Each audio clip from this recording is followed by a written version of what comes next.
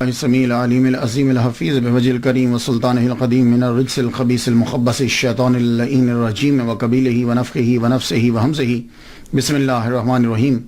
تمام نبیوں کے سردار حضرت محمد صلی اللہ علیہ وآلہ وسلم اور تمام مذاہب کے سردار دین اسلام کے پیروکاروں، السلام علیکم طبتم۔ آج کی گفتگو 27ویں مرحلے میں داخل ہوئی۔ آج ان کے بارے میں گفتگو کرنا چاہتا ہوں امام المصنفین، فخر المحدثین، علامہ جلال الدین السیوطی شافعی شاذلی رحمۃ اللہ علیہ۔ مسلک ناب شافعی ہیں اور مشرباً شاذلی ہیں، اس لیے میں نے ان کی گفتگو جو ہے وہ ابو الحسن شاذلی رحمۃ اللہ علیہ کے بعد ان کی گفتگو شروع کر دی، لیکن زیادہ شواہدات جو ہیں وہ نہیں ملتے، یعنی ڈیٹیل سے جسے آپ کہہ سکتے ہیں وہ گفتگو نہیں ہے۔ البتہ انہوں نے شاذلیہ سلسلے کے اوپر ایک کتاب لکھی ہے، اس کے اندر تصوف پہ گفتگو کی ہے، اور خود ان کا خاندان جو ہے وہ تصوف سے گہرا تعلق رکھتا تھا۔ چونکہ علامہ جلال السیوطی رحمۃ اللہ علیہ کی مخالفت رہی اس دور کے نام و نہاد صوفیہ سے، اس لیے لوگوں نے یہ سمجھا کہ یہ صوفی نہیں تھے، تصوف سے ان کا کوئی تعلق نہیں تھا۔ آئیے گفتگو بڑھاتے ہیں۔ سب سے پہلے جیسے ہمارا معمول ہے کہ ہم سب سے پہلے دیکھتے ہیں نام پہ تھوڑی سی گفتگو ہو جائے۔ جلال الدین امام المصنفین فخر المحدثین، آپ مینی کو جانتے ہیں۔ 3 جو ہیں ٹائٹل میں دیکھتا ہوں ان کے نام کے ساتھ۔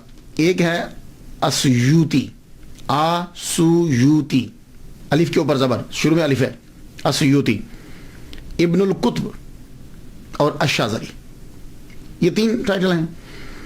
یہ جو السیوط ہے نا، اس کے تلفظ میں 2 باتیں قابل غور ہیں۔ پہلی بات تو یہ ہے کہ اکثر الف چھوڑ جاتے ہیں، سیوطی کے علامہ جلال الدین سیوطی نے یہ کہا ہے، یہ اصل میں آسویوت محافظہ ہے، یعنی جس طرح ہمارے ہاں صوبہ کہتے ہیں یا ضلع کہہ لیتے ہیں، ایسے سمجھ لیجیے، مثال دے رہا ہوں۔ اس طرح ایجپٹ کے اندر یہ محافظہ ہے، یعنی صوبہ سمجھ لیجیے یا ضلع سمجھ لیجیے۔ سیوط آج بھی ہے یہ صوبہ۔ باقی کچھ لوگ سین کے اوپر جو ہیں وہ شد پڑھتے ہیں، السیوطی، یا کے اوپر بھی، لیکن میں نے جب دیکھا کہ ایجپٹ میں جب شہر ہے تو اس کا پروننسیشن کیا ہے، تو وہ کہتے ہیں السیوط، الف کے اوپر زبر، سین کے اوپر پیش، یا کے اوپر پیش، واو ساکن، سیوط۔ تو جب یہ چل رہا ہے تو ٹھیک ہے، باقی خیر آپ کی مرضی ہے۔ تو السیوط اس میں چونکہ آپ پیدا ہوئے ہیں اس لیے السیوطی جو ہے وہ کہلائے، لیکن بولتے ہوئے ہم الف جو ہے وہ چھوڑ دیتے ہیں، حمزہ چھوڑ دیتے ہیں۔ دوسرا، آپ کے نام کے اندر ٹائٹل جو ہے وہ ابن القطب، کتابوں کا بیٹا، کتابوں کا بیٹا، سن آف بکس، یہ آپ کو کیوں کہا جاتا ہے؟ اس کی 2 ریزن ہیں۔ پہلا تو یہ سمجھ لیں کہ جب مضاف الیہ جو ہے وہ غیر جنس ہو تو پھر جنس باپ ہوتا ہے نا، غیر جنس تو باپ نہیں ہو سکتا۔ تو جب غیر جنس ہو تو پھر یہ ذہن نشین کر لیجئے کہ اس کا معنی، ابن کا معنی اس وقت سن نہیں کریں گے، پھر یہ ہوگا کہ اس کو سن اس لیے بول دیا جاتا ہے کہ اس کا اس کے ساتھ تعلق بڑا گہرا ہوتا ہے۔ جیسے قرآن مجید نے استعمال کیا ہے وابن السبیل، راستے کا بیٹا، تو راستہ ابا تو نہیں ہے، چونکہ وہ گھر سے چلا اور وہ مسلسل سفر کرتا رہا ہے، اور دوران سفر تعلق انسان کا راستے کے ساتھ زیادہ ہوتا ہے، اس لیے اس کو ابن السبیل کہہ دیا۔ سمجھ آگی؟ اسی طرح ابن الوقت کہتے ہیں، وقت کا بیٹا۔ اس کو وقت کا بیٹا کیوں کہا جاتا ہے؟ وقت اس کا ابا تو نہیں ہے، لیکن وہ وقت کے ساتھ بڑا تعلق رکھتا ہے، نہ انسانیت کے ساتھ تعلق رکھتا ہے، نہ لا کے ساتھ تعلق رکھتا ہے، وہ وقت کے ساتھ جیسا وقت ہو ویسا وہ بن جاتا ہے، تو کہتے ہیں یہ ابن الوقت ہے، ابن الوقت ہے۔ اسی طریقے سے ابن القطب جو کہا گیا ہے، اس کا مطلب یہ نہیں ہے کہ وہ اب کتابیں باپ بن گئیں اور یہ بیٹا، یعنی ان کا کتابوں سے گہرا تعلق ہے۔ اب کتابوں کے ساتھ امام المصنفین کا جو گہرا تعلق ہے وہ 2 طرح سے ہے۔ ایک تو ان کا کتابوں کے لکھنے کے لحاظ سے بڑا تعلق ہے۔ جمیل بخت نے یہ کہا ہے کہ آپ نے 576 کتب لکھی ہیں، اور ایک انگریز مصنف ہے فلوگل، اس نے یہ کہا ہے کہ آپ نے 561 کتب لکھی ہیں، اور کسی نے کہا ہے کہ 1000 کتابیں لکھی ہیں، اور ایک نے لکھا ہے کہ آپ نے 600 کتابیں لکھی ہیں۔ اس دور کے اندر،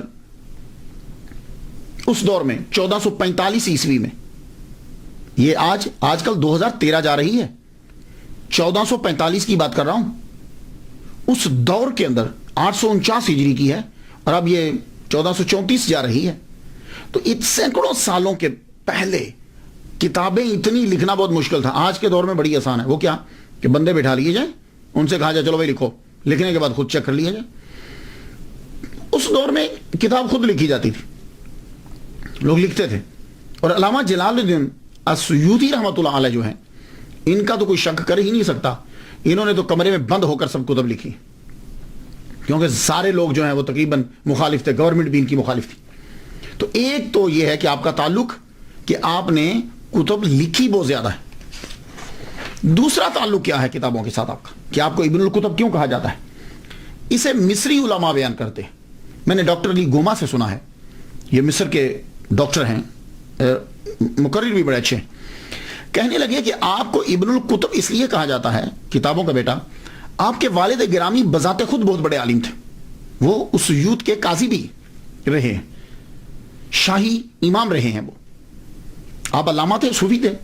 تو آپ ایک اسٹڈی کر رہے تھے، تو گھر کے اندر دوران اسٹڈی آپ نے علامہ جلال الدین السیوطی رحمۃ اللہ علیہ کی والدہ ماجدہ سے یہ کہا کہ وہ فلاں کتاب مجھے پکڑانا۔ وہ بیچاری ان دنوں ذرا بیمار تھی، وہ کتاب لینے کے لیے جب لائبریری میں گئیں تو وہیں انہیں درد ذیل ہو گئی۔ تو درد ذیل جب ہوئی تو اسی جگہ پہ لائبریری کے اندر ہی امام المصنفین علامہ جلال الدین السیوطی شافعی شاذلی رحمۃ اللہ علیہ کی ولادت ہوگی۔ تو اس لیے انہیں کہا جاتا ہے ابن الکتب، کتابوں کا بچہ، یعنی ان کی ولادت لائبریری میں ہوئی۔ تو اصل میں نے آپ کو بتا دیا کہ جب مضاف الیہ جو ہے غیر جنس ہو تو پھر تعلق کی بنا پر اسے ابن کہہ دیا جاتا ہے، تو یہ ابن الکتب ہو گیا۔ شاذلی آپ کا تصوف میں جو آپ کا تعلق ہے، مصر کے اندر اگر آپ جائیں تو دو چیزیں زیادہ ملیں گی اکثریت کے ساتھ۔ ایک تو شوافع زیادہ ملیں گے، ایجپٹ کے اندر امام شافعی رحمہ اللہ کے پیروکار زیادہ ہے، اور دوسرا تصوف کے اندر شاذلی سلسلے کے پیروکار زیادہ ملیں گے، تو اس لیے آپ کو شاذلی بھی کہا جاتا ہے۔ اور آپ کے بڑے دوست جو ہیں وہ شاذلی، اور شاذلی سلسلے پہ آپ نے کتاب بھی لکھی۔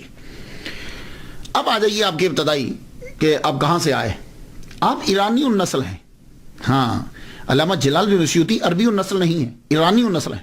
آپ پہلے بغداد آئے، بغداد سے پھر ایجپٹ میں آئے، مصر میں آپ کا خاندان آیا، اور مصر کے اندر ایجپٹ میں جب آپ کا خاندان آیا تو آپ کا خاندان پڑھا لکھا خاندان تھا، شروع ہی سے تصوف میں چلے آ رہے، ولی کامل آپ کا خاندان۔ تو جب آپ کا خاندان ایجپٹ میں آیا تو چونکہ صاحب علم ہے، اس لیے وہ گورنمنٹ کے اندر آپ کا خاندان جو ہے وہ ضرور یا تو حاکم رہے کسی نہ کسی شہر کے، یا حاکم کے مشیر رہے، ایون کہ آپ کے والد گرامی جو ہیں وہ بھی اعلیٰ عہدے پر فائز رہے۔ آپ قاضی تھے اس یوتھ کے۔ اس دور میں قاضی جو ہوتا تھا اس کی پرسنالٹی اور سٹیٹس جو ہے وہ بہت ہائی ہوتا تھا، جیسے آج کے دور کے اندر کوئی جج ہو یا چیف جسٹس ہو، اور شاید آج کے دور میں چیف جسٹس کا بھی اتنا مرتبہ نہ ہو جتنا اس دور کے اندر پرانے اسلامی دور میں جج کا، قاضی کا جو ہے وہ مرتبہ ہوتا تھا۔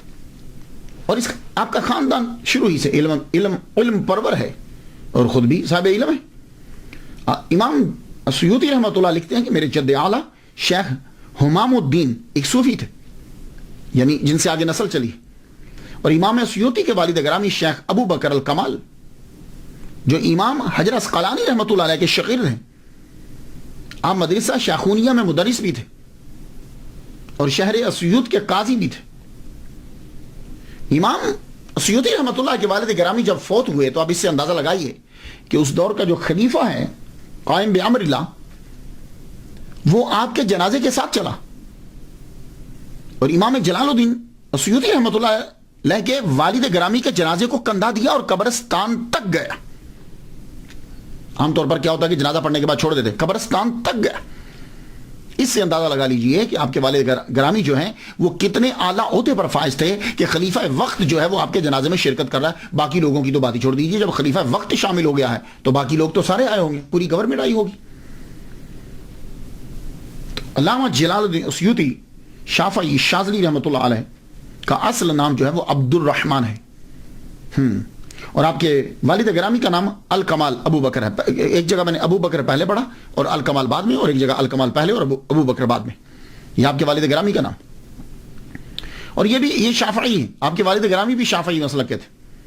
855 ہجری کو سفر بروز سوموار ان کا انتقال ہوا. ان کے گھر میں شہنشاہ قلم امام اسیوطی رحمۃ اللہ علیہ 1 رجب 849 ہجری 13 اکتوبر 1445 عیسوی بروز اتوار بعد مغرب مصر کے شہر اسیوط میں پیدا ہوئے. ان کے گھر کے اندر آپ کے والد گرامی جو ہی امام المصنفین فخر المحدثین علامہ جلال الدین اسیوطی شافعی شاذلی رحمۃ اللہ علیہ پیدا ہوئے تو آپ کے والد گرامی اپنے بیٹے کو اٹھا کے سیدہ نفیسہ رضی اللہ تعالیٰ عنہ ان کے مزار کے پاس ایک مجذوب رہا کرتے تھے شیخ محمد, ان کے پاس لے گئے. انہوں نے ان کو اپنی جھولی میں اٹھایا اور برکت کی دعا کی. اللہ تعالیٰ نے شیخ محمد مجذوب رحمۃ اللہ علیہ کی دعا کو قبول کیا اور دنیا میں ان کا نام جو ہے وہ روشن ہوا.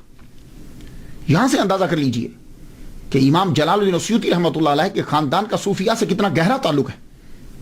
ہاں, ہم لوگ جو ہیں وہ تصوف کسی اور چیز کو سمجھتے ہیں. تصوف یہ ہوتا ہے. یہ مثالیں ذہن میں رکھیے. ہم نے صرف ان کو ایک مصنف اور ایک مقرر اور مدرس کے نام سے متعارف کروایا. بہت بڑے صوفی ہیں. والد جب آپ کی عمر 5 سال کی ہوتی ہے تو والد کا انتقال ہو گیا. عمر 5 سال ہوئی تو آپ کے والد گرامی کا انتقال ہوا. قاضی اسیوط مدرس مدرسہ شیخونیہ شاہی امام شیخ ابو بکر کمال شافعی رحمۃ اللہ علیہ کا بروز سوموار 855 ہجری میں انتقال ہو گیا. آپ یتیم ہو گئے. آپ کی پرورش آپ کے والد کے دوست صوفی شیخ شہاب الدین کے سپرد ہوئی. اور ایک بات یاد رکھیے گا, بلوغت سے پہلے یتیمی ہوتی ہے. ہاں, بلوغت کے بعد یتیمی نہیں ہے. ہاں, بچہ بالغ ہونے سے پہلے جو ہے اسے یتیم کہیں گے. اس طرح تو پھر بندہ ساری زندگی یتیم رہے گا. نہیں, بلوغت کے بعد وہ چیز اب ختم ہو گئی. اور انسانوں کے اندر یتیم ہوتا ہے جس کا والد فوت ہو جائے. جانوروں میں یتیم وہ ہوتا ہے جس کی ماں فوت ہو جائے. اور موتیوں میں یتیم وہ ہوتا ہے جو سیپ کے اندر اکیلا ہوتا ہے. سرکار صلی اللہ علیہ وسلم سے کو کہا جاتا ہے نا در یتیم. تو آپ 5 سال کی عمر میں آپ کے والد گرامی کا وصال ہو گیا, اس لیے آپ اب یتیمی میں پرورش پائی. اور آپ کے والد گرامی نے جانے سے پہلے ہی ان کے جو ہے گارڈین مقرر کر دیے تھے. آپ کی تربیت کے لیے صوفی شیخ شہاب الدین یہ صوفی کے حوالے کیا. اور پھر کمال الدین ابن حمام یہ بھی حنفی ہیں, یہ حنفی ہیں, ان کے حوالے کیا. انہوں نے بھی حق ادا کر دیا بچے کی تربیت کا. میں سمجھتا ہوں کہ شاید اسی لیے امام المصنفین فخر المحدثین علامہ جلال الدین اسیوطی شافعی شاذلی رحمۃ اللہ علیہ نے امام اعظم مسلک حنفی کے اوپر بھی کتاب اس لیے شائع لکھی. آپ تقریباً 8 سال کے ہوئے تو آپ نے قرآن مجید زبانی یاد کر لیا. یہ تقریباً ہمارے جو اسلاف ہیں ہمارے بڑے 7-8 سال کی عمر میں قرآن یاد کر لیتے ہیں. ہاں, ہم 7-8 سال کی عمر میں شروع کرواتے ہیں, وہ 7-8 سال میں قرآن پڑھ چکے ہوتے تھے. 7-8 سال کی عمر میں قرآن مجید جو ہے وہ حفظ کر لیا. اور پھر اسی 8 سال یہ ابتدائی اسی عمر کے اندر ہی 10 سال کی عمر سے پہلے آپ نے ابن مالک اندلسی کی الفیہ فی النحو والصرف یاد کر لی. منہاج الوصول فی علم الاصول یاد کر لی. ابن تقی کی العمدۃ الاحکام بچپن میں ہی یاد کر لی. یہ متداولہ جو کتابیں یہ یاد کر لی. علامہ شہاب الدین شارم سامی سے پھر آپ نے علم الفرائض سیکھا. شرف الدین مناوی رحمہ اللہ سے شافعی فقہ سیکھی. علامہ بلقینی رحمۃ اللہ علیہ سے علم فقہ سیکھی. تقی الدین شبلی حنفی رحمہ اللہ سے 4 سال آپ نے عربی اور حدیث سیکھی. شیخ محی الدین الکافیہ جی یہ ایک ڈاکٹر ہیں مصر کے, ان سے میں نے پروننسیشن جو ہے وہ یہ سیکھا. الکافیہ جی ہے یہ, ان سے اصول تفسیر سیکھی 14 سال لگا کر. عبد القادر انصاری سے حدیث اور رسول حدیث سیکھا. یہ میں نے آپ کو بتایا کہ آپ نے یہ کتنا عرصہ حدیث اور تفسیر میں 16 سال لگائے. 150 وقت کے جید علماء سے اور محدثین سے آپ نے علم حدیث سیکھا, اور علم حدیث سے جتنے بھی ریلیٹڈ علوم ہیں وہ سیکھے. تو کتابوں میں لکھا کہ 17 سال کی عمر کے اندر آپ نے تمام مروجہ علوم جو ہیں وہ سیکھ دیے 17 سال کی عمر میں, اور 17 سال کی عمر میں ہی آپ کو تدریس کے مقام پہ مدرس کی سیٹ پہ بٹھا دیا. اس کے بعد جب پڑھ لیتے ہیں تو پڑھنے کے بعد سیر و سیاحت کے لیے آپ نے کہا کہ میں ذرا حج کرنا چاہتا ہوں. تو علامہ بلقینی رحمۃ اللہ, اس کا پروننسی بلقینی ہے, علامہ بلقینی رحمۃ اللہ علیہ خاص نظر کرم فرماتے تھے آپ کے اوپر. آپ ذرا کچھ سیر و سیاحت کے لیے نکلے. پہلے تو آپ نے مصر کے جو شہر تھے وہ آپ نے دیکھے, اس کے بعد حج کے لیے نکلے مکہ مدینہ. مکہ جب آپ حج کر رہے تھے, حج کرتے ہوئے آپ نے وہاں دعا مانگی. اور یہ بات یاد رکھیے گا, آپ بھی جب کبھی حج کرنے یا عمرہ کرنے کے لیے جائیں تو زمزم کے کنویں کے اوپر, اب تو وہ بند کر دیا, میں ویسے نیچے گیا ہوں, میں نے وہ کنواں بھی دیکھا ہوا ہے, لیکن اب تو خیر بند کر دیا. تو آپ وہ جگہ تھوڑی سی تلاش کر کے دیکھ لیجئے, کھڑے ہو کر دعا مانگیں, جو دعا مانگیں گے وہ قبول ہوتی ہے. آپ نے بھی دعا مانگی کہ یا اللہ علامہ بلقینی جیسا مجھے فقیہ ہی بنا دے, اور ابن حجر جیسا مجھے محدث بنا دے, حدیث میں مجھے جو ہے وہ غلبہ عطا فرما, یعنی میں حدیث کا علم سیکھوں. اللہ نے دعا آپ کی قبول فرمائی. آپ نے یمن گئے, شام گئے, آپ مراکو گئے, اور ایون کہ آپ انڈیا تک بھی گئے. امام المصنفین فخر المحدثین علامہ جلال الدین السیوطی شافعی شاذلی رحمۃ اللہ علیہ انڈیا بھی آپ سفر کر کے آئے. پھر آپ واپس آ گئے. واپس آ کر آپ نے تدریس شروع کر دی. سب سے پہلے آپ نے مدرسہ شیخونیہ کے اندر جو ہے وہ تدریس شروع کی. یہاں میں ایک بات عرض کر جاؤں تو 24 سال میں جو ہے وہ آپ فارغ ہوئے پڑھ کر, تو فارغ ہوئے تو فارغ ہوتے ہی آپ کو مدرس لگا دیا گیا. اس کے بعد 24 کے بعد پھر 3 سال گزرتے ہیں, اس میں سیاحت بھی ہے اور اس میں مفتی کا کورس بھی ہے. اور جب علامہ بلقینی رحمۃ اللہ علیہ نے آپ کی صلاحیت کو دیکھا تو آپ کو فتویٰ دینے کی اجازت دے دی 27 سال کی عمر میں. یہ میری تحقیق تھی, ویسے جو کتابوں میں تھا میں نے آپ کو پہلے سے بتا دیا. حافظہ اللہ تعالیٰ نے کمال کا دیا تھا, اور یہ خدا کی بڑی عطا ہوتی ہے. عالم دین کے لیے حافظہ بہت ضروری ہے, ورنہ پڑھتے تو ہم رہتے ہیں, چیز جو ہے وہ بھول جائے تو فائدہ کیا. 2 لاکھ احادیث آپ کو زبانی یاد تھی. اب فرماتے ہیں کہ مجھے اس سے زیادہ بھی ملتی تو میں اور یاد کر لے, وہ بھی یاد کر لیتا. 2 لاکھ احادیث مبارکہ آپ کو زبان. اور ویسے میں ایک بات بتاتا جاؤں کہ احادیث کی تعداد جو ہے وہ سند کی وجہ سے ہوتی ہے, یا متن کی وجہ سے نہیں. سند جو بدلتی جاتی ہے تو حدیثوں کی تعداد بھی بڑھتی چلی جاتی. علامہ محمد حسین الذہبی رحمۃ اللہ علیہ فرماتے ہیں کہ وہ بیک وقت امام المصنفین فخر المحدثین علامہ جلال الدین بیک وقت محدث, فقیہ, مفتی, ادیب, مورخ, نحوی, اور اس کے ساتھ ساتھ مقام اجتہاد اور مرتبہ تجدید پر فائز تھے. اور آپ کی پہلی تحریر جو ہے وہ تعوذ اور تسمیہ, یعنی اعوذ باللہ من الشیطان الرجیم کے اوپر اور بسم اللہ الرحمن الرحیم کے اوپر ہے آپ کی کتابیں پہلے. ویسے اکثر دیکھا ہے میں نے کہ جو بھی لکھنا شروع کرتے ہیں وہ پہلے انہی کے اوپر لکھتے ہیں. میں نے 12 کتابیں میں نے لکھی ہیں, ابھی بھی سلسلہ جاری ہے. میں نے بھی پہلی کتاب جو لکھی بسم اللہ اور ہماری زندگی. اور میں جب امریکہ آیا 2000 کے اندر تو یہاں خطیب لگا آ کر میں ہیوسٹن میں, تو میں لائبریری کو ایک دن دیکھ رہا تھا تو مجھے لائبریری کے اندر وہ کتاب مل گئی بسم اللہ اور ہماری زندگی. اور میری ایک اور کتاب ہے امریکی اسکالر کے 4 سوالوں کے جواب, وہ میرے آنے سے پہلے یہاں امریکہ یہاں مسجد کی لائبریری میں تھی. تو میں دیکھ کر بڑا خوش ہوا, حاضر رحمت تو میرا بھی اللہ تعالیٰ کی تو تعوذ اور تسمیہ جو ہے یہ آپ نے پہلے لکھی. تو اللہ تعالیٰ نے آپ کی دعا کو جو ہے وہ قبول فرما لیا, جو آپ نے زمزم کے اوپر دعا مانگی تھی. اللہ اکبر جل شان. اور جب تک آپ تدریس کرتے رہے تحریر کم رہی. ہاں, جب تک آپ پڑھاتے رہے ہیں تب تک تحریر کم ہے. آپ کے پہلے 40 سالہ دور کے اندر تحریر آپ کی بڑی کم ہے. تقریر ہے, تدریس ہے, تحریر کم ہے. یہ جتنی بھی آپ کی تحریر تصنیف ہے یہ آپ کی 40 سال کے بعد کے دور کے اندر بڑی تیزی کے ساتھ جو ہے وہ بڑی. اللہ تعالیٰ نے آپ کو لکھنے کی بڑی صلاحیت عطا فرمائی. اور آپ کہہ سکتے ہیں کہ یہ کرامت ہے. اور میں بھی علامہ جلال السیوطی رحمۃ اللہ علیہ اور اولیاء کرام کی جو کتابیں لکھی ہیں ان کو ان کی کرامات میں تسلیم کرتا ہوں میں، اور یہ ان کی سب سے بڑی کرامتیں ہیں، یہ بات یاد رکھیے. یہ جو ان کی کتاب ہوتی ہے یہ، لیکن ہمارے ہاں کیا ہوتا ہے کہ ہمارے ہاں جو مصنف ہو یا جو تقریریں کرتا ہو اسے لوگ کم ہی ولی مانتے ہیں، یا اسے ولی نہیں مانیں گے. ہمارے ہاں کوئی ایک علیحدہ سا ہمارا ایک تصور ہے، تحریر کے اندر اور تدریس کے اندر، تقریر کے اندر مشغول ہو جاتا ہے، ہم اسے اس طرح کا ولی کامل نہیں مانتے. حالانکہ میرا وجدان یہ کہتا ہے کہ جو کتاب ہے یہ وہ دکھائی ہوئی کرامت سے زیادہ بڑی ہوتی.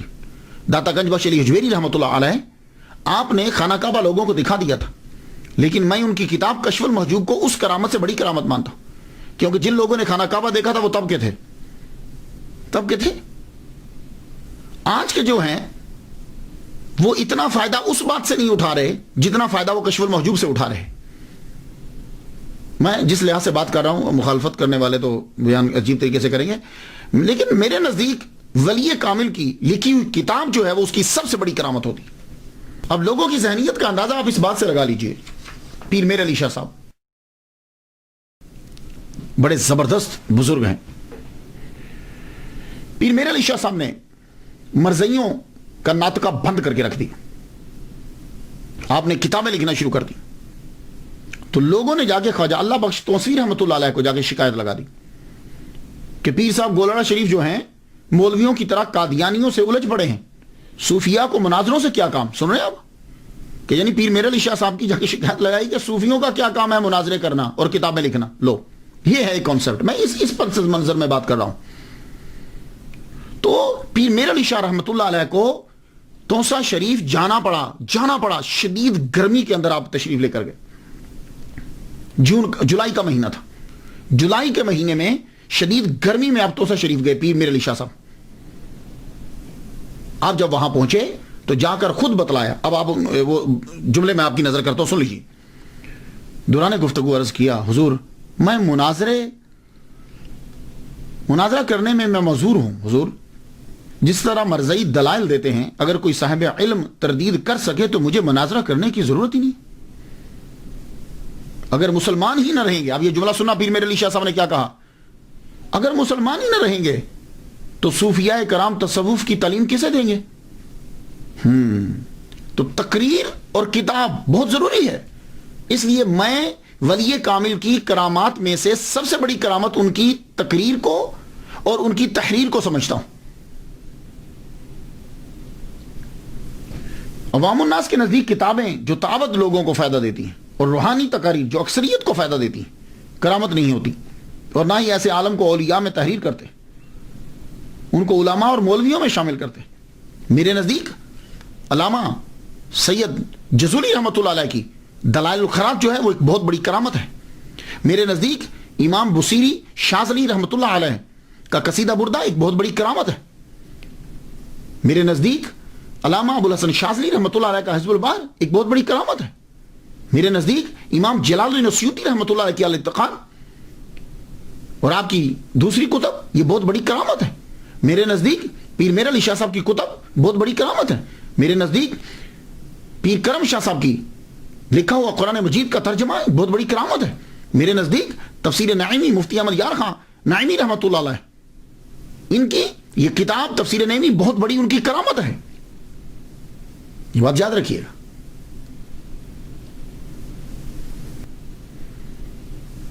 تو علامہ جلال السیوطی رحمۃ اللہ علیہ کو ایک اور ٹائٹل ملتا ہے حافظ. یہ جو حافظ کا ٹائٹل ہے یہ بھی آپ کو ملا. حافظ کیسے کہتے ہیں؟ حافظ تین کے لیے استعمال کیا جاتا ہے، دھیان سے سن لیجیے. حافظ کہتے ہیں عام طور پر جو قرآن مجید یاد کرے ہم اس کو حافظ کہتے ہیں، وہ بچہ حافظ ہوتا ہے. ایک حافظ وہ ہوتا ہے نبینا کو بھی حافظ بولتے ہیں. وہ جی حافظ جی آ گئے ہیں، حافظ جی آ گئے ہیں. اس کو حافظ کیوں بولتے ہیں؟ وجہ یہ ہے کہ جس کی آنکھیں کمزور ہوتی ہیں یا نہیں ہوتی اس کی یادداشت کی پاور بڑی ہوتی، قوت یادداشت بڑی ہوتی. آپ نے نبیناؤں کو دیکھا ہے بڑی جلدی یاد کر لیتے، تو اس کو بھی شاید حافظ جی اس لیے کہہ دیتے ہیں کہ وہ یاد بڑی جلدی کرتا ہے. اور یا یہ وجہ ہوگی کہ جتنے پرانے دور میں نبینا ہوتے تھے وہ زیادہ تر حافظ قرآن ہوتے تھے. اور جب گفتگو حدیث میں چلے گی تو کسی کو حدیث میں اگر حافظ کہیں گے تو یہ یاد رکھیے کہ حدیث کے شعبے میں حافظ اسے کہا جاتا ہے کہ جس کو 1,00,000 حدیثیں اسناد چین کے ساتھ یاد ہوں. حافظ الحدیث جس کو 1,00,000 حدیثیں 100,000 حدیث ود چینز اس کو, تو آپ کو 2,00,000 حدیثیں یاد تھی. اللہ اکبر جل شانہ. اور آج کل میں ایک طریقہ آپ کو بتا دوں, بڑی چیزوں میں انگریزوں میں نے پہلے دیکھا ہے, ان کی بکس جب میں پڑھتا ہوں انگریزوں کی اسلام کے اوپر لکھی ہوئی, تو مسلمانوں کے اندر بھی میں نے بڑا طریقہ دیکھا. کسی کی ٹھکائی کرنی ہو نا, یا کسی کی مخالفت کرنی ہو, تو آج کل پتہ کیا طریقہ ہے, پہلے ہاں بڑا اچھا آدمی ہے, بڑی اچھی تقریر کرتا ہے, بڑا اچھا لکھتا ہے, وہ اس کی فلاں خوبی بھی ہے, کسی کی بات نہیں کرتا, آخر میں وہ برائی بیان کر دیں گے. یہ سلسلہ چلے گا نہیں, خوبیاں بیان کرتے ہوئے آخر میں برائی بیان کر دیں گے. یہ طریقہ کار انگریزوں کا ہے, منافقوں کا, اور یہ آج کے مسلمانوں نے بھی اپنایا ہوا ہے. آپ دیکھ لیجئے, ماشاءاللہ بہت اچھی تقریر کرتے ہیں آپ, لیکن یہ ہے, وہ جب لیکن کہے گا نا تو اب وہ کوئی کام کرے گا. تو یہ ایک طریقہ ہوتا ہے. اسی طرح علامہ جلال الدین السیوطی رحمۃ اللہ علیہ کی لوگوں نے سیرت بیان کرتے ہوئے اس طریقے کو اپنایا. ان میں سے ایک شمس بریلوی ہیں, ستارہ امتیاز, مشہور ہیں وہ. انہوں نے کیا کہا ہے ذرا سنیے. علامہ جلال الدین السیوطی رحمہ اللہ پہ کیا کہتے ہیں؟ کہتے ہیں آپ نیک سیرت اور زاہدانہ طبیعت کے مالک تھے. سن رہے ہیں جملہ, نیک سیرت اور زاہدانہ طبیعت کے مالک تھے, مگر آپ کے اندر عاجزی و انکساری کا مادہ کم تھا. یہ شمس بریلوی ستارہ امتیاز سیرت لکھ رہے ہیں. اب آپ مجھے بتا دیجئے, نیک سیرت تھے علامہ جلال الدین, زاہدانہ طبیعت تھی علامہ جلال الدین کی, لیکن ان کے اندر عاجزی و انکساری کا مادہ کم تھا. تو جب عاجزی و انکساری کا مادہ کم ہوگا, اب انہوں نے یہ نہیں بتایا کتنا کم ہے, اب جب وہ کم ہوگا تو جب ایک چیز کا اثبات ثابت نہیں ہو رہا تو نفی ثابت ہوگی, اس کی جو دوسری سمت ہے وہ ثابت ہو جائے گی. تو جب عاجزی و انکساری کا مادہ کم ہے تو پھر تکبر کا مادہ ہوگا, یہی ہوگا نا.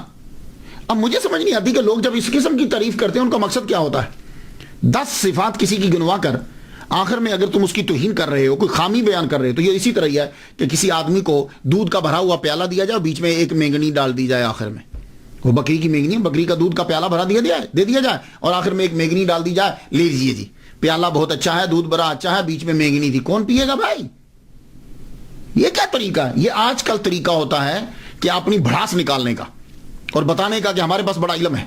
علامہ جلال الدین السیوطی رحمۃ اللہ علیہ کے بارے میں جب یہ کہا جائے گا کہ آپ کے اندر عاجزی و انکساری کا مادہ کم ہے, تو میں یہ پوچھنا چاہوں گا کہ جن کے اندر عاجزی و انکساری کا مادہ کم ہے ان کے اندر تکبر ہے, تو کیا تکبر والے آدمی کو محمد مصطفیٰ صلی اللہ علیہ وسلم نے جاگتے ہوئے 70 مرتبہ اپنی زیارت کروائی ہے؟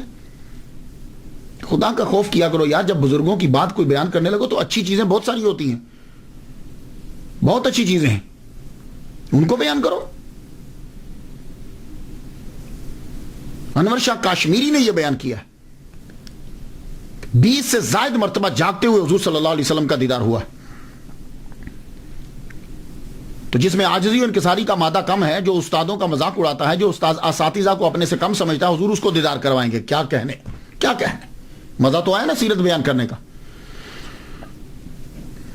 اور اعتراض کیا ہوگا؟ وہ ایک واقعہ ہے, اب پتہ نہیں اس میں اندر سچائی کتنی ہے اس واقعے کے اندر, میں نہیں جانتا, کیونکہ اولیاء کرام اور ان کے بارے میں جب واقعات بیان کیے گئے ہیں اس کی اتنی جانچ پڑتال نہیں ہوئی جتنی احادیث کے اوپر جانچ پڑتال ہوئی ہے, اتنی ان پہ نہیں ہوئی. جی وہ کستلانی جو تھے شہاب الدین, انہوں نے ان کی کتابوں سے چرا کے جو ہے نا وہ مواہب الدنیا والے معافی مانگنے کے لیے آئے. تو جب معافی مانگنے کے لیے آئے, یہ اندر بیٹھے ہوئے تھے, انہوں نے دروازہ کھٹکھٹایا تو کہا جی میں کستلانی ہوں تو مجھے معاف کر دیجیے. آپ نے کہا جاؤ, میں نے معاف کیا, دروازہ نہیں کھولا, تو پتہ چلا آپ میں تکبر بڑا ہے. میری بات سمجھ رہے آپ بھائی؟ اس سے کہاں سے اب ذرا پوری بات سنیے گا, میں آپ کو بتلاتا ہوں. علامہ جلال الدین السیوطی رحمۃ اللہ علیہ, آپ کے پاس امام بائہقی رحمۃ اللہ علیہ کی کتب تھی. آپ صرف آپ تھے ایجپٹ کے اندر کہ جن کے پاس ان کی کتب تھی. آپ نے ان سے لکھ کر آپ نے ٹاپک بنایا حضور کی سیرت کا. کستلانی نے مواہب الدنیا کے اندر علامہ جلال الدین السیوطی کا نام لکھے بغیر ڈائریکٹ لکھ دیا, امام بائہقی کا حوالہ دے دیا. آپ نے پوچھا کہ آپ نے کیوں لکھا ہے یہ کستلانی جو ہیں یہ 2 سال چھوٹے ہیں ان سے, ایک بات، ایک تو امام جلال الدین السیوطی رحمہ اللہ سے چھوٹے ہیں، ٹھیک ہے. دوسری بات، امام جلال الدین السیوطی کی کتب پڑھنے والے ہیں، ٹھیک ہے. اور جو کتاب پڑھنے والا ہو یا ڈائریکٹ پڑھنے والا، دونوں شاگرد ہوتے ہیں. تو گویا کہ امام جلال الدین السیوطی قسطلانی کے استاد ہوئے، رائٹ. اچھا، تیسری بات کہ آپ کا نام لیے بغیر آپ کا چرا کر اپنی کتابوں میں لکھ رہے ہیں، یہ مسٹیک ہے، ٹھیک ہے. اور آج بھی یہ جرم ہے. عدالت کے اندر یہ ثابت ہو گیا اور آپ نے یہ اقرار بھی کر لیا. تو امام جلال الدین السیوطی رحمہ اللہ نے کہا کہ بھائی تم میرا نام لکھ دیتے، میں تمہیں تھوڑی منع کرتا، میرا نام لکھ دیتے، اس کا تمہیں فائدہ ہوتا. ایک تو پتہ چل جاتا کہ عبارت پکی ہے، پختہ ہے. دوسرا، آپ کے پاس یہ کتابیں ہی نہیں ہیں تو سرقہ کا الزام آپ کے اوپر نہ لگتا. اب وہاں سے چلے گئے. جب چلے گئے تو ایک دم خیال آیا، قسطلانی رحمہ اللہ کو خیال آیا، یار یہ بات میرے من میں کھٹکتی رہے گی. سر سے پگڑی اتاری، پاؤں سے جوتا اتارا، سیدھا ننگے سر اور ننگے پاؤں، بڑے علامہ ہیں بھائی، امام جلال الدین السیوطی رحمۃ اللہ کے گھر چلے گئے. دروازہ کھٹکھٹایا. کون؟ میں قسطلانی ہوں، احمد ہوں. احمد آپ کا نام تھا. میں احمد ہوں، میں ننگے سر اور ننگے پاؤں آیا ہوں آپ سے معافی مانگنے کے لیے. ہوئے ہوئے ہوئے، ننگے سر ننگے پاؤں. تو امام اندر بیٹھے ہوئے تھے. آپ نے کہا جاؤ، میں نے معاف کر دیا لیکن میں باہر نہیں آؤں گا. جانتے ہو کیوں؟ یہ عاجزی و انکساری کے مادے کی کمی کی وجہ سے نہیں ہے. آپ نے کبھی سادات کو دیکھا؟ آپ نے کبھی بڑے لوگوں کو دیکھا ہے کہ وہ جب کسی کو دیتے ہیں تو اپنی نظر جھکا کے پھر دیتے ہیں؟ جائیے جا کے سادات کو دیکھ لیجیے، امام زین العابدین کو دیکھ لیجیے، امام جعفر صادق کو دیکھ لیجیے. یہ سادات کو جا کے دیکھیے، جب یہ دیتے تھے خیرات، امام حسین کو دیکھ لیجیے، جب خیرات دیتے تھے تو اپنی آنکھ نیچے کر لیتے تھے. کیوں؟ اس لیے کہ جو لینے والا ہے وہ سائل ہے. جب وہ لے رہا ہوگا تو اس کے چہرے پہ ندامت ہوگی، اور وہ ندامت ہم دیکھنا نہیں چاہتے، تو یہ سر کو جھکا لیتے تھے. یار اتنا بڑا امام کہ جس کو حضور صلی اللہ علیہ وسلم 70 مرتبہ سامنے جاگتے ہوئے دیدار کروا رہے ہیں، کیا وہ شیخ کی ندامت کو دیکھ پاتے کہ جو ننگے سر اور ننگے پاؤں آئے ہیں؟ نہیں. یہ عاجزی و انکساری نہیں، شرافت کا اعلیٰ مقام ہے. کہنے لگے میں نے آپ کو معاف کیا. تو امام جھوٹ نہیں بول سکتے. تو کہا میں نے آپ کو معاف کیا، لیکن آپ کہہ رہے ہو کہ میں ننگے سر اور ننگے پاؤں آیا ہوں، میں آپ کی یہ کیفیت نہیں دیکھ سکتا. جائیے، میں نے آپ کو معاف کیا. اس میں کون سا عاجزی و انکساری کا مادہ کم ہوا بھائی؟ اسی طرح آپ نے جو کہا کہ میرے اساتذہ نے وہ نہیں لکھا جو میں لکھ رہا ہوں، اس میں تکبر نہیں ہے، تحدیث نعمت ہے. بہت سے ایسے ہیں کہ جنہوں نے کہا کہ ہمارے اساتذہ نے ایسا نہیں لکھا. اور ایک بات اور بتا دوں آپ کو میں، آپ لوگ جب کتاب میں پڑھو گے تو لکھے ہوئے کا معنی ایک ہی ہوتا ہے، لیکن بولے ہوئے کے کم از کم 4 معنی ہوتے ہیں. ہاں، جب کوئی چیز لکھ دی جائے گی تو اس کا معنی ایک ہی ہوگا، لیکن جب کوئی چیز بولی جائے گی تو سننے والا سمجھے گا کہ یہ جو جملہ بولا جا رہا ہے اس کا معنی کیا ہے. جیسے میں اگر کہوں تم جا رہے ہو، اب اس کے 4 معنی ہیں. تم جا رہے ہو، یہ 4 معنی بنیں گے. تم جا رہے ہو، کوشچن. تم جا رہے ہو، خبر. تم جا رہے ہو، آرڈر. تم جا رہے ہو، تنزیہ. تو ایک ہی جملہ جو ہے اس کے 4 میننگ بن سکتے ہیں کہ خبر دی جا رہی ہے، طنز کی جا رہی ہے، پوچھا جا رہا ہے یا حکم دیا جا رہا ہے. تو علامہ جلال الدین السیوطی رحمۃ اللہ علیہ نے جب اس جملے کو بولا تو لکھا ہوئے کو ہم نہیں سمجھ سکتے. تو اس لیے علامہ جلال الدین السیوطی رحمہ اللہ، اگر آپ یہ لوگ تسلیم کرتے ہو کہ 70 مرتبہ ان کو زیارت ہوئی ہے، تو پھر میں ہرگز یہ تسلیم نہیں کروں گا کہ ان کے اندر عاجزی و انکساری کا مادہ کم تھا اور وہ اپنے اساتذہ کے بے ادب تھے. میں یہ تسلیم نہیں، ہرگز نہیں کروں، کیونکہ حضور پاک صلی اللہ علیہ وسلم اور اللہ ایسے بندوں پہ نظر کرم فرماتا ہی نہیں. تو دونوں میں سے ایک چیز نکالنا پڑے گی، اور یقیناً دوسری نکالیں گے، پہلی نکل نہیں سکتی. اور تیسری بات سن لیجئے، وہ یہ ہے کہ بہت سے ایسے ہمارے امام ہیں کہ جن کی زندگی مخالفت میں گزری. لوگوں نے، گورنمنٹ نے، ماحول نے ان کی خوب مخالفت کی، جیلسی کی وجہ سے. تو اس لیے جو دل میں آیا انہوں نے لکھ دیا. مصر کے تمام علماء کرام اس بات پر متفق ہیں کہ آپ درجہ اجتہاد پر فائز تھے. خود آپ کے پاس ٹولز تھے، آپ نے مسائل جو ہیں وہ لکھنے شروع کیے، اجتہاد کیا آپ نے. لیکن وہ اجتہاد آپ کا سارے کا سارا اجتہاد جب آپ نے چیک کیا تو امام شافعی رحمہ اللہ کے ساتھ ملتا تھا. تو آپ نے امام شافعی رحمہ اللہ کی پیروی کی، خود مجتہد نہیں بنے.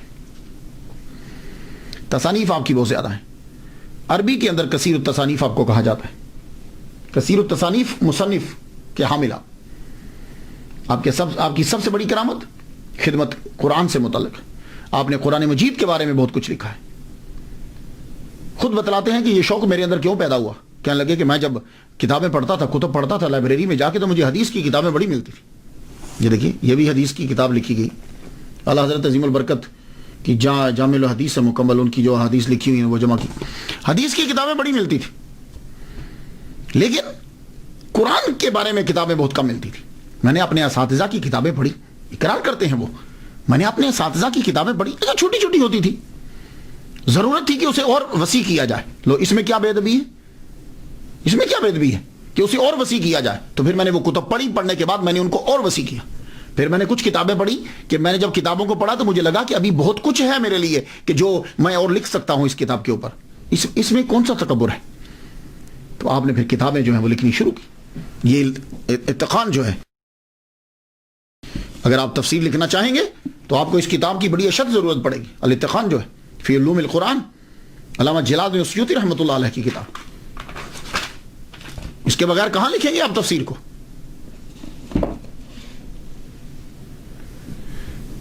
تفسیر جلالین زبردست, یہ آپ کی بہت بڑی کرامت ہے. جلال الدین محلی رحمۃ اللہ علیہ نے اسے لکھا.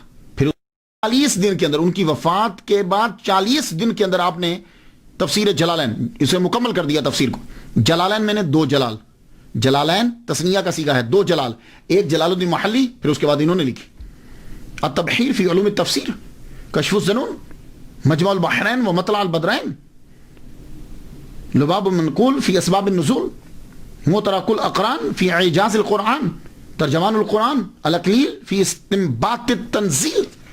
یہ آپ کی کتب ہے. پھر علم حدیث کے اندر آپ نے کتابیں لکھی, جمع الجوامع,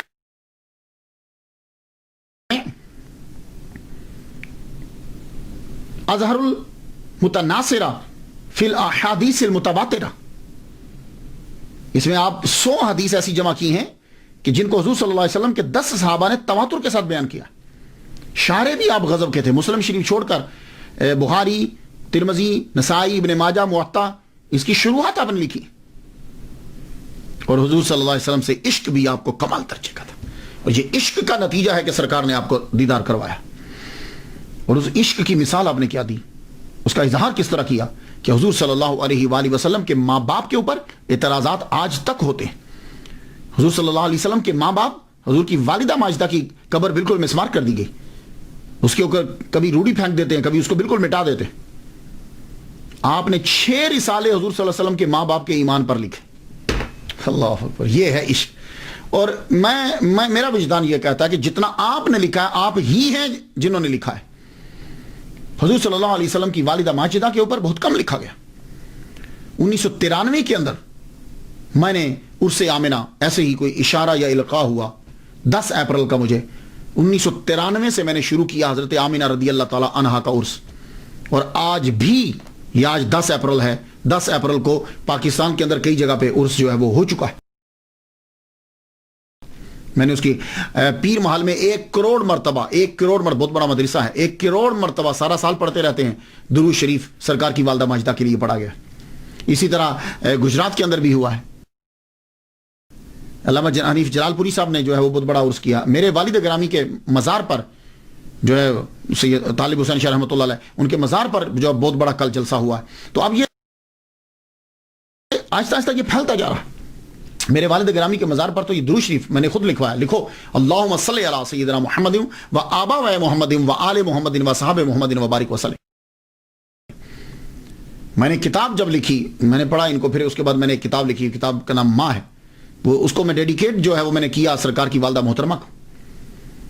اور میں نے الحاوی للفتاوی علامہ جلال الدین السیوطی رحمۃ اللہ علیہ, اس کے اندر ایک حدیث مبارکہ لکھی ہے کہ حضور فرماتے ہیں کہ میں عشاء کی نماز پڑھ رہا ہوں اور میں فاتحہ پڑھ چکا ہوں, میری والدہ مجھے آواز دیتی تو میں فاتحہ روک کے, نماز روک کے پہلے ماں کی بات سنتا, پھر میں آ کے نماز پڑھتا.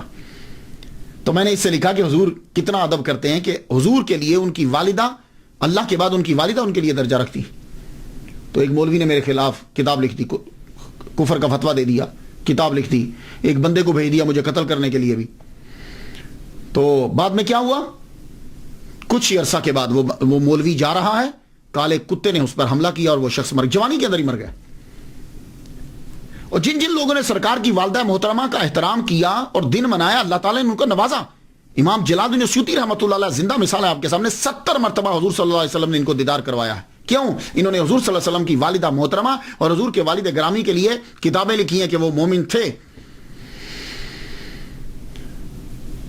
میرے ایک دوست ہیں، بڑا عرصہ بیچارے باہر آنا چاہتے تھے، نہیں آوے. 2 سال انہوں نے سرکار کی والدہ محترمہ کا عرس کیا، تیسرے سال وہ باہر تھے. اسی طرح ایک اور صاحب ہیں، بلڈنگ سے انہوں نے بنانی تھی مدرسے کی. میں نے ان سے کہا کہ آپ کیجئے. پچھلے سال انہوں نے، اس سے پہلے سال انہوں نے عرس کیا، اس سال 2 منزلہ بن چکی. معلوم ہی کیسے ہو گیا. تو آپ بھی 10 اپریل کو سرکار صلی اللہ علیہ وسلم کی والدہ محترمہ کے لیے ضروری سال ثواب کیا کریں. میں تو ہر سال، یہ میں تحدیث نعمت کے لیے بتا رہا ہوں، ہزار رحمت میرے بھی، ہر سال سرکار کی والدہ کے نام کی ایک قربانی جو ہے وہ عید الاضحیٰ پہ میں کرتا ہوں. اگر سرکار کی والدہ مسلمان نہیں ہے نا، تو دنیا میں کوئی مائی کا لال مسلمان نہیں ہے. مخدومہ کائنات، ماؤں کی جائے پناہ حضرت آمینہ رضی اللہ تعالیٰ عنہ. تو اس لیے آپ لوگ جو ہو وہ ضرور احترام کیجیے. پھر دیکھیے کتنی برکتیں اور رحمتیں نازل ہوتی. محمد صلی اللہ علیہ وسلم کو اپنی والدہ سے بڑا پیار ہے. تو حضرت آمینہ رضی اللہ تعالیٰ عنہ، ان کے بارے میں کتب جو ہیں وہ انہوں نے لکھی. امام المصنفین علامہ جلال الدین سیوطی رحمۃ اللہ علیہ تعصب سے پاک. ہوتا کیا ہے کہ تعصب جو ہے یہ بڑھتا رہتا ہے جیلسی کی وجہ سے. لیکن آپ خود شافعی ہیں، لیکن امام اعظم نعمان بن ثابت رحمۃ اللہ علیہ پر بھی آپ نے کتاب لکھی، ان کی شان میں بھی. اسی طرح امام اعظم نعمان بن ثابت رحمۃ اللہ علیہ کے دوست امام مالک رحمۃ اللہ علیہ، مالکی فقہ کے جو بانی ہیں، ان کی شان میں بھی انہوں نے کتاب لکھی. تو تعصب سے بالکل جو ہے وہ ٹوٹلی پاک. میرے سامنے تقریباً لسٹ جو اندر پڑی، میں جو اسٹڈی کر رہا تھا تقریباً 200 کتب ہیں. لیکن اب میں کتابوں کے اوپر گفتگو کرنا شروع کر دوں گا تو آپ کے لیے تو خیر اتنا، ہاں کوئی اسٹوڈنٹ آپ میں ہو تو پھر اس کے لیے ہے کہ وہ جا کے تلاش کر سکتا ہے، اس کو خیر مل بھی جائیں گی. تفسیر، تقریر، تدریس، حدیث، قرآن، ایمان، جسم و جان، جن و انسان، کوئی ایسا ٹاپک نہیں جس کو اس ہستی نے ٹچ نہ کیا ہو. ہر آدمی کو کسی نہ کسی طرح. واعظین ہیں، انیس الجلیس بہترین کتاب ہے. تصوف کے اوپر شاذلیہ طریقہ کی بڑی تفسیر کی آپ. دنیا میں جب کوئی آتا ہے تو آخر اسے جانا بھی ہوتا ہے. امام المصنفین فخر المحدثین علامہ جلال الدین السیوطی شافعی شاذلی رحمۃ اللہ علیہ. آپ کو بیبرس خانقاہ جو ہے، مسجد جو ہے اس کے ساتھ خانقاہ تھی بیبرسیہ، اس کی خانقاہ کا منتظم اعلیٰ بنا دیا گیا، ہیڈ بنا دیا گیا. تو وہ خانقاہ آپ سمجھتے ہیں نا، خانقاہ میں زیادہ صوفیہ کرام رہتے ہیں. آپ جب گئے تو آپ نے صوفیہ کو دیکھا، صوفی تو آپ بھی تھے، دیکھا اتنا خرچہ، ماہانہ وظیفے اعلیٰ، سب کو اکٹھا کر کے کہا دیکھو تم لوگ خود کو صوفیہ کہلواتے ہو، خرچے تمہارے عمر جتنے ہیں. آج دیکھو صوفیہ کے اندر اور تصوف کے اندر ہم نے بھی پڑھا ہے، تصوف کے اندر اس طرح کی عیاشی نہیں ہوتی. صوفیہ کرام تو توکل اسی چیز میں رہتے ہیں، اور تم لوگوں کے اتنے ماہانہ وظائف اور اتنی تنخواہیں، آپ نے ان کے ماہانہ وظائف کم کر دیے، خرچہ کم کر دیا. اس کا نتیجہ کیا نکلا؟ خانقاہ کے سارے صوفیہ جو اندر رہتے تھے نام و نہاد وہ سب آپ کے دشمن ہو گئے. اور آپ کے والد گرامی کا ایک دوست تھا، وہ سب سے بڑا آپ کا دشمن ہوا. اور اتنی دشمنی بڑی ہوئی کہ بغاوت تک بات چل رہی. اور انہوں نے ایک بندے کو پیسے دے کے مقرر کیا کہ امام جلال الدین سیوطی کو قتل کر دیا جائے. آپ پر وہ شخص چاقو لے کے حملہ کرنے لگا کہ پیچھے سے کسی نے دیکھ لیا، شور کیا تو وہ بھاگ گیا. لیکن آپ کے اوپر اتنے جھوٹے مقدمات عدالت کے اندر پیش کیے گئے، اتنی سٹوریز بنائی گئی، آپ کو پولیس نے اریسٹ کر لیا. جب پولیس نے اریسٹ کیا 23 سال تک آپ المنچل میں، جسے آج کل روزۃ المقدس کہتے ہیں، 23 سال تک آپ نے چلا کاٹا. اتنا بڑا چلا ہوگا کسی کا؟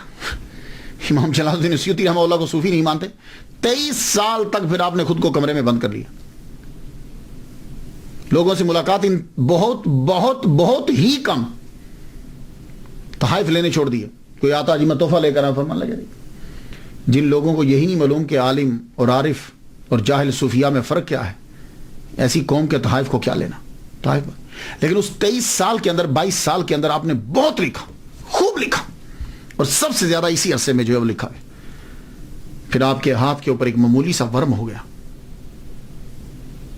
تو جمعۃ المبارک کی شب 19 جمادی الاولیٰ 9/11 ہجری آپ نے وصال فرمایا. روزہ دیکھ لیجئے. لیکن میں بڑا حیران ہوتا ہوں, روزہ ان کا جو ہے وہ بڑا بسیدہ سا ہے, تالا بھی بڑا کم دیر کھلتا ہے. کوئی لوگ جاتے ہیں,